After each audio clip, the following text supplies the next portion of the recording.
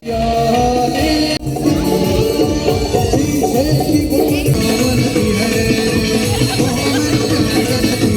Guys, তো আজও লেগে পড়েছি রান্না বান্না করতে। চলো দেখাই। কড়াই তেল গরম হচ্ছে আর এখানে দেখো ঘুগনি ফুটছে। এবার হচ্ছে চিকেন পকোড়া হবে, ম্যারিনেট হচ্ছে, আর এখানে নিহারে মাছও আছে।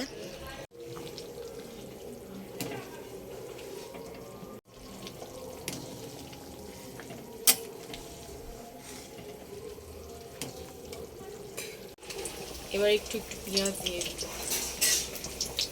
এবার একটু আদা রসুন দিতে হবে। তো তারপর দেখো পেঁয়াজটাকে ভালো করে ভেজে ভেজে নিলাম, মানে ওই একটু ভাজা ভাজা করে নিতে হবে। একটু হলুদ দিতে হবে, এবার লঙ্কা গুঁড়ো দিতে হবে, একটু জিরে গুঁড়ো, এবার একটু চিকেন মশলা দিতে হবে, মশলা দিতে হবে ডায়মন্ড গরম মশলা, এবার একটু চিনি দিতে হবে, এবার টমেটো ভালো করে কষতে হবে। তারপরে পাতা দিতে হবে, এবার একটু জল দিয়ে দিতে হবে, একে এতে মাছটা ছেড়ে দিতে হবে। এই যে আমাদের হয়ে গেছে রান্না, নিহেরে মাছের ঝাল। মাংস ফুটছে, এখানে নিহেরে মাছের ঝাল হয়ে। তো তারপর দেখো চিকেন পকোড়াগুলো ভাজা হচ্ছে, এগুলো আমরা খাবো এখন গরম গরম ভাজা। খেতে যা লাগছিল না, আমার দিদি খুব সুন্দর বানিয়েছে। গাইস, তো আমরা দুজন আজকে রেডি হয়ে গেছি। একটু মিসম্যাচ হয়েছে, কিন্তু কোথাও না কোথাও গিয়ে দেখো একটু ম্যাচিং ম্যাচিং করে নিয়েছি। দেখো তো কেমন লাগছে আমাদের। আমি ব্লু পরেছি, দিদি তুতে পরেছে, আর দুজনের জুয়েলারিটাও সেম, একই সাথে কিনেছিলাম। কেমন লাগছে দেখো। আমার দিদি একটু বেশি সুন্দরী, ঠিক আছে, আমিও কম যায় না বাবা, সুন্দর তো আমিও। চলো দেখাতে থাকি। চলো, আমার গপু যাচ্ছে আমাদের সাথে। চলো, আমার গপু আমাদের সঙ্গে বের করতে যাচ্ছে। দিদির মানতের মিষ্টি আমরা সব নিয়ে চলে যাচ্ছি, কাপড় জড়িয়ে যাচ্ছে, আমরা মিষ্টি নিয়ে যাচ্ছি।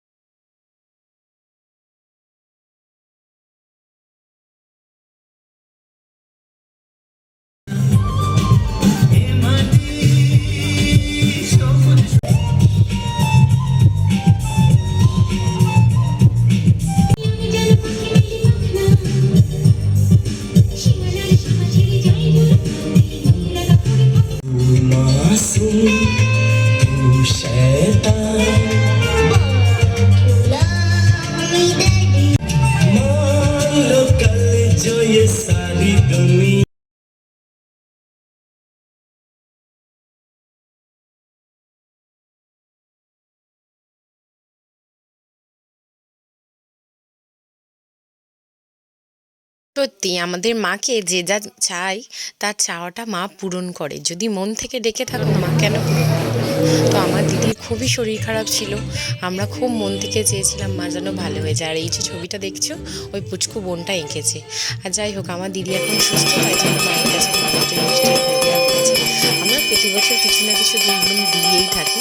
তো কালকে আমিও মিষ্টি দেবো। আর এই যে আরতি শুরু হচ্ছে, আমাদের মা কিন্তু খুব জাগ্রত, কাউকে কোনোদিন ফেরায় না।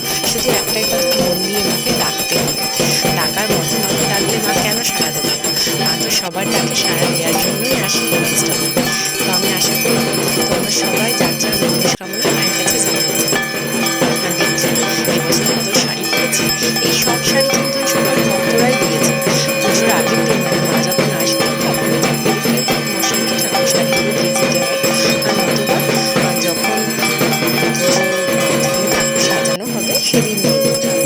কত মালা, কত শাড়ি, কত গহনা, সব কিছু তো ভক্তদের দেওয়া। তাই জন্য বলবো, যার যার মনের কাছে মন থেকেছি, শুধু চাইছি নেব এরকম ভেবেছি।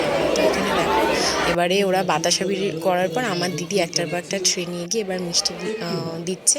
ও সবার হাতে একটা একটা করে কালাকান দিয়েছিল, আর আমিও সেমই করেছিলাম পরের দিন। আর ভিড়টা দেখেছো, কাকে দেবে কাকে দেবে না, মিষ্টি তো শেষমেশ কুলিয়ে উঠতে পারবে না। যাই হোক, তারপর আমরা ওখান থেকে চলে এলাম, আমাদের পুজো শেষ। আর আমাদের বাড়িতে এই দাদা গেস্টরা চলে এসছে, আর এই হচ্ছে মনি, হাই করছে তোমাদের সবাইকে। তারপর আমি আর দিদি রাত্রিবেলা এই ঠাকুরগুলো দেখতে গিয়েছিলাম। এটা বাগপাড়ার ঠাকুর, দেখো কি মিষ্টি লাগছে, ওরা খুব সুন্দরভাবে শাড়ি পরিয়ে এনেছে ঠাকুরকে, আমাদের তো খুব ভালো লেগেছে। মুখটা কি মিষ্টি, আমাদের পাড়ার সকল ঠাকুর মানে আমাদের গ্রামের মধ্যে যতগুলো ঠাকুর হয়েছে সবগুলো ঠাকুর ছোট বড় মুখগুলো কিন্তু খুব মিষ্টি। আজকে আমাদের দুটো ঠাকুর দেখা, এটাই লাস্ট।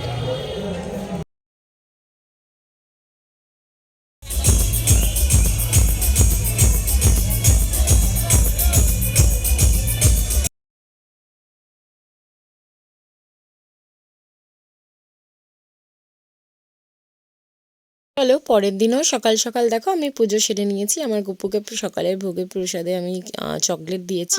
আজও দুপুরে খাওয়া দাওয়া সেরে লুচি মাংস ঘুগনি বানাতে বসে দেখো তো লুচিটা হয়ে গেছে, এবার মাংস আর লুচিটা করছি। লুচিটা কালো হয়ে গেছে, এখানে মাংসও হচ্ছে, এখানে লুচিও হচ্ছে।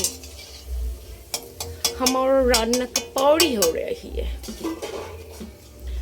চলো দেখো মাংস আর এখানে লুচি হচ্ছে, লুচি।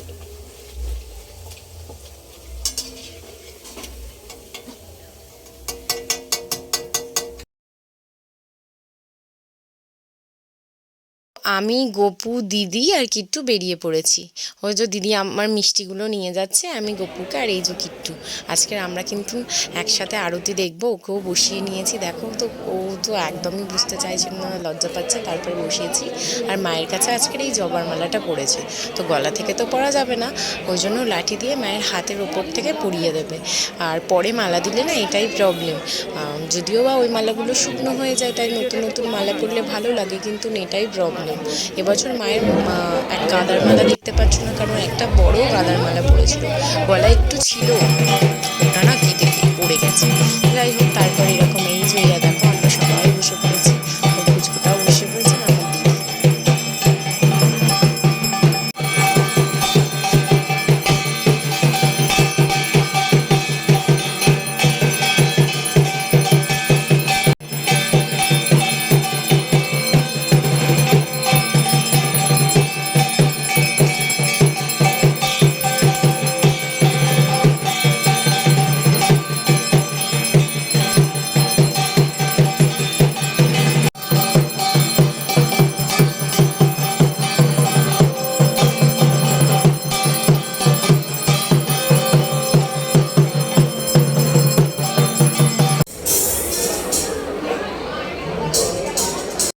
শেষ, এবার গপু বাড়ি গিয়ে ঘুমাবে, তাই জন্য নিয়ে চলে যাচ্ছি, আর বন্ধুদের সাথে দেখা করে দিলাম। আর এই যে ফাংশন শুরু, তার আগে আমি আর দিদি মিলে কটা ঠাকুর দেখে এলাম।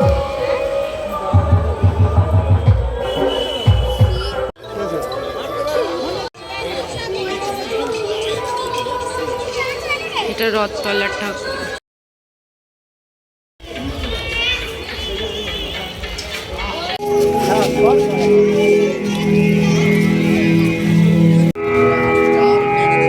এই যে পুরো থিমটা দেখছো, এটা ক্লাবের ছেলেরা দীর্ঘদিন ধরে খেটে নিজের হাতে বানিয়েছে। এই পুরো থিমটাই কিন্তু ওদের নিজস্ব মাথা থেকে এসছে, আর থিম ওয়াইজ ঠাকুরের প্রতিমাটাও ওরা চুজ করেছে। দেখো তো কি মিষ্টি।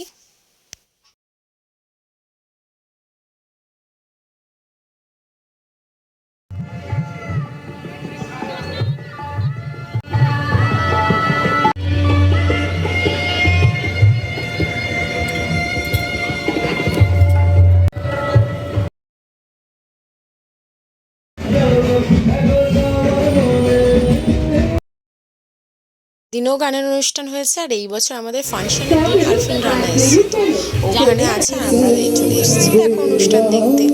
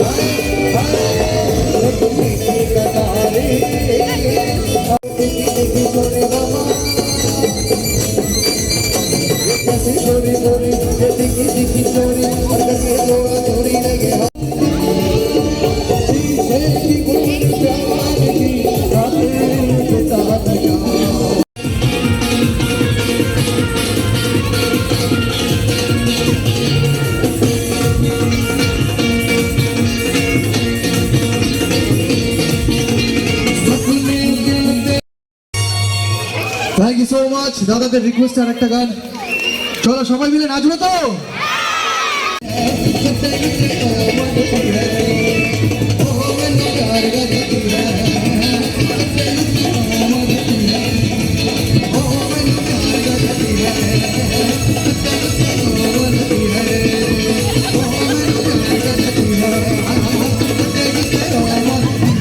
সো গাইজ, আমাদের সমস্ত অনুষ্ঠান ফাংশন শেষ। তো আজকের ভিডিওটা এতটুকু, ভালো লাগে লাইক করে দিও। টাটা।